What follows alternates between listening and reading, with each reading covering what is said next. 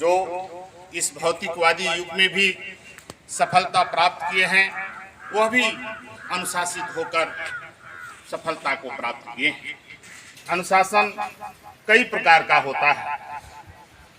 हर तरह का अनुशासन जब तक आप अपने जीवन में नहीं लाएंगे, तब तक आपका जीवन सफल नहीं हो सकता है।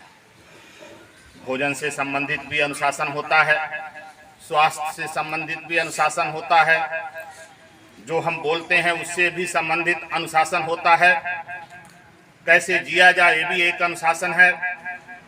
इन सभी पहलुओं पर जब तक आप विचार नहीं करेंगे, आप जीवन में सफल नहीं हो सकते। हमें देखते हैं कुछ छात्र बिना शिक्षक के पूछे, बिना प्रधानाचार्य की अनुमति के बाहर चले जाते हैं। यह अनुशासनहीनता है।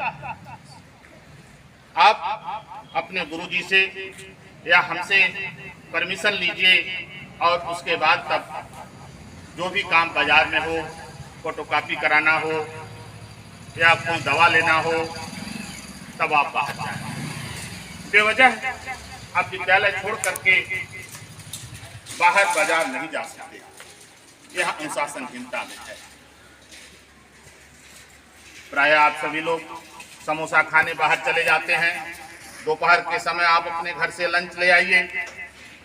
लंच, रोटी सब्जी जो भी आप ले आएंगे वह शुद्ध होगा, और जब उस लंच को आप करेंगे तो आप निश्चित रूप से स्वस्थ रहेंगे, और स्वस्थ रहेंगे तभी आप पढ़ाई कर सकते हैं।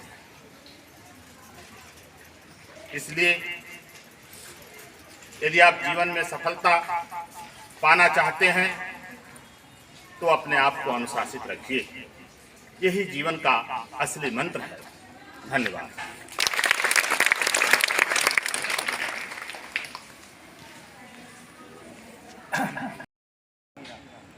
बहुत ही नियमित और विनियमित जीवन जीने को ही अनुशासन कहते हैं। अनुशासन का मतलब ये नहीं है कि जो मैं कहता हूँ वो आप करें।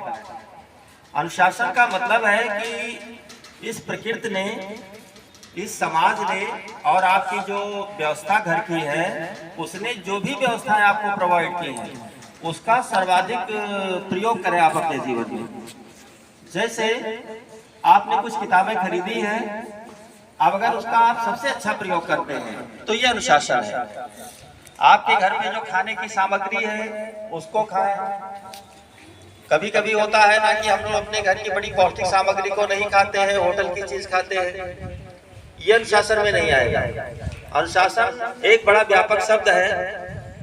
हमें सोचना है कि जैसे आप कॉलेज आए हैं तो अभी समय का, यहाँ की व्यवस्था का, यहाँ की